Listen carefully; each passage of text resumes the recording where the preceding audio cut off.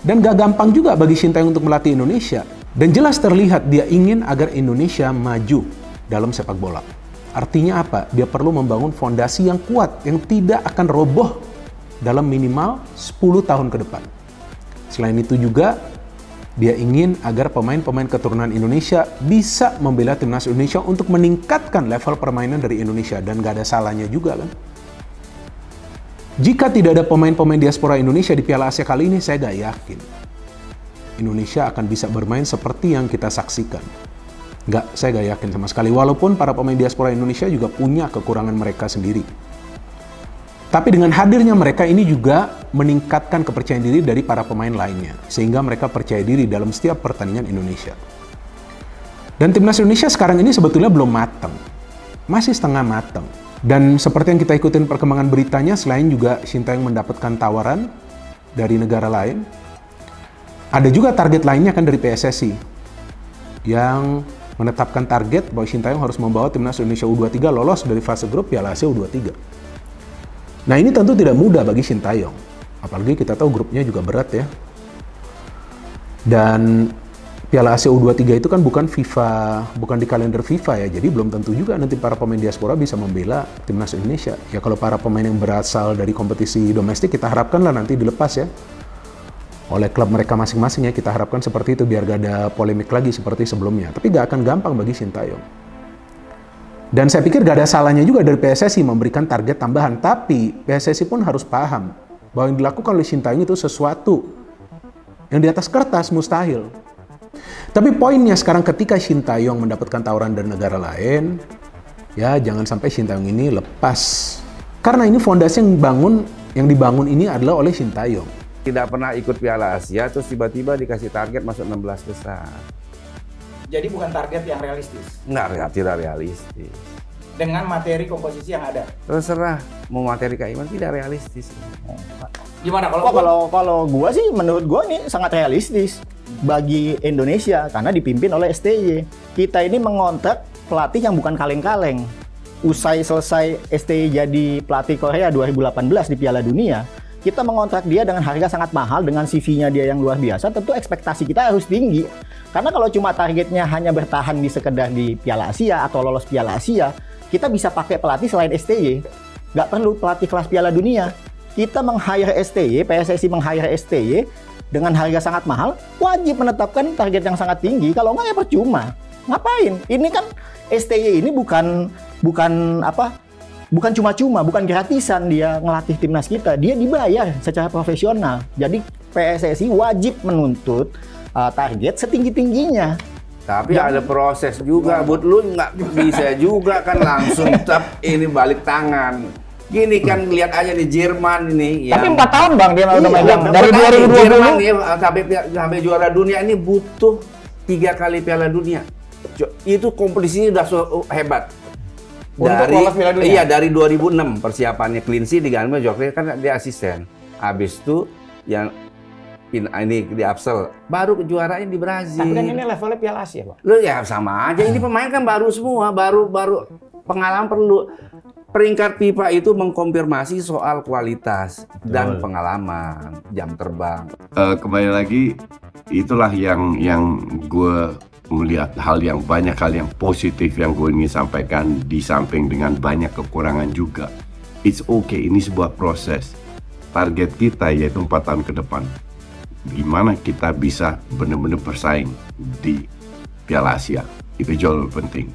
Dan kalau kita lihat pelatih kayak Klopp itu butuh waktu juga untuk perform. Arteta setelah 2,5 tahun bisa jadi runner up. Artinya Sintayong juga bukan tukang sulap.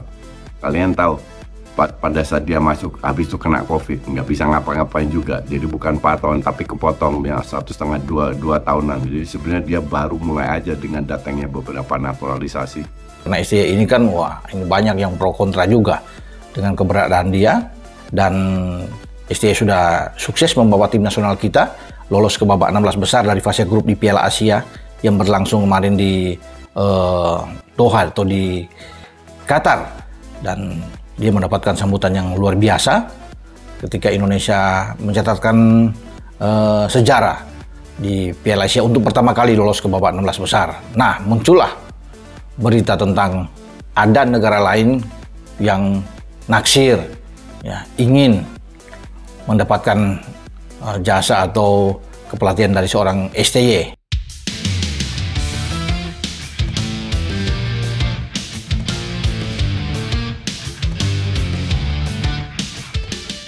Bikin terharu, puluhan ribu orang tanda tangani petisi desak PSSI perpanjang kontrak Shin Tae-yong di Timnas Indonesia. Komunitas Indonesia Pride yang aktif di media sosial membuat sebuah petisi agar PSSI segera memperpanjang kontrak pelatih Timnas Indonesia, Shin Tae-yong.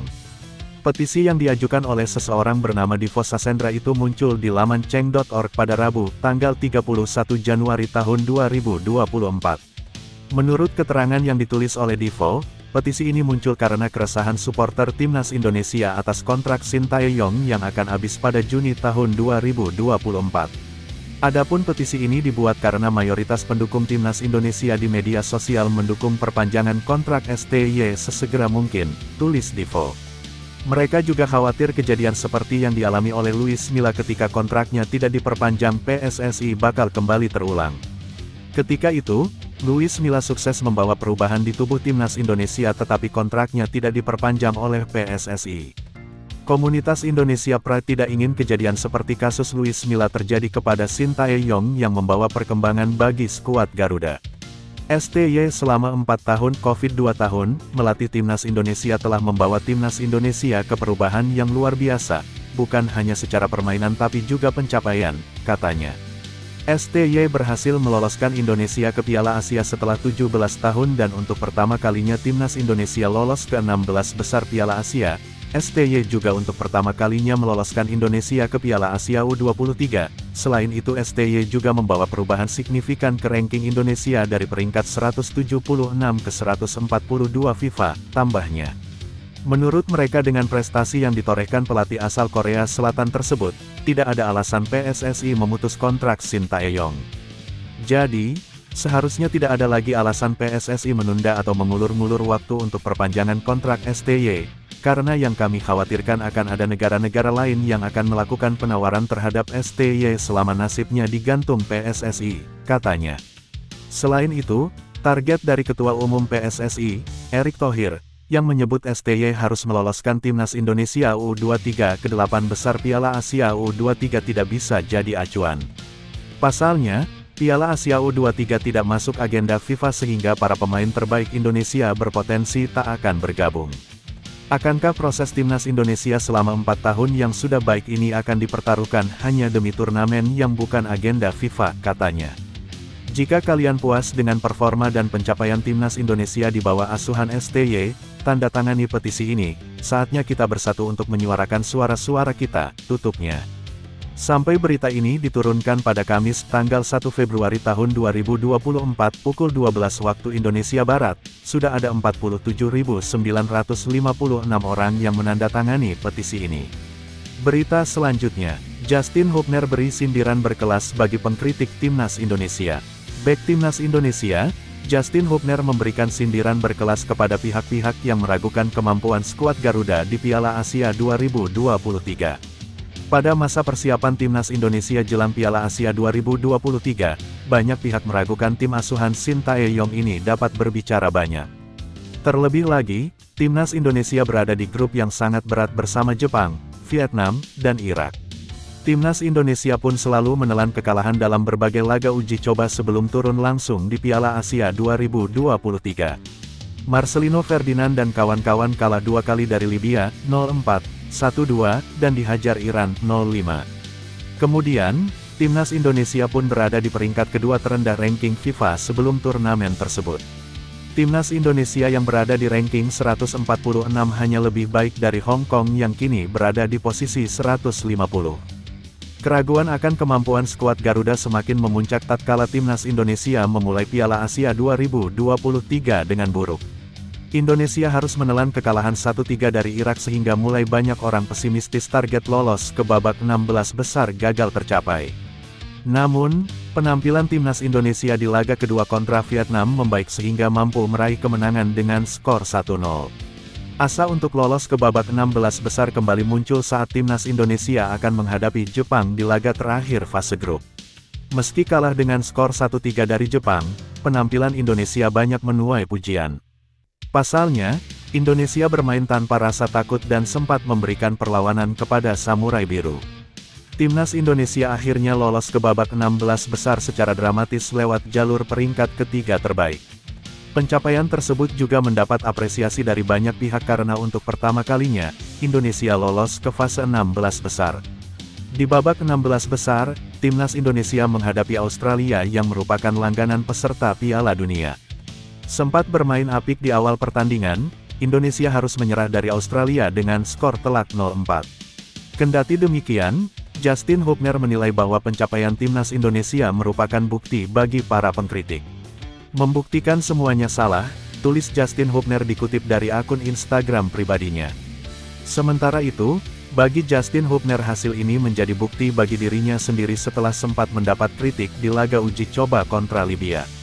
Ketika itu, dia melakukan blunder sehingga timnas Indonesia harus bertekuk lutut. Selama Piala Asia 2023, Justin Hubner merupakan pemain kunci Shin Tae-yong dengan selalu tampil di setiap laga timnas Indonesia.